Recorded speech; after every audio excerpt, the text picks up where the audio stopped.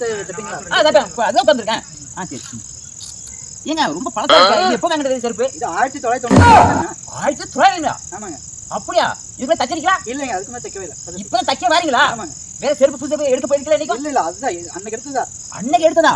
சரி, நீங்க ஒரு 5 நிமிஷம் உட்காருங்க, நான் தச்சு வந்துடுறேன். சரியா? சரி. அண்ணா தச்சாச்சா? ஓகே, ரெடி ஆயிட்டு. மாடுங்க. எவ்வளவு ஆச்சு? 2500 ரூபாய். 2500? ஆமா. இந்த செப்பலுக்கா? ஆமா. வாங்கினது 200 ரூபாய்க்கு வாங்கியிருக்கேன் நானு. 35 வருஷம் முன்னாடி. இப்ப செருப்பு கடை போனா 10,000 15,000 சொல்றான். தெரியுமா? உங்களுக்கு தெரியல. தக்கிருக்கே 2500. அனாவத்த முடிஞ்ச பேபமே முடிச்சிருக்கான் பாரு. இங்க பாத்து அவன்கிட்ட போய் கேளு எவ்வளவுன்னு. சரி கேட்டு வரேன். சரி.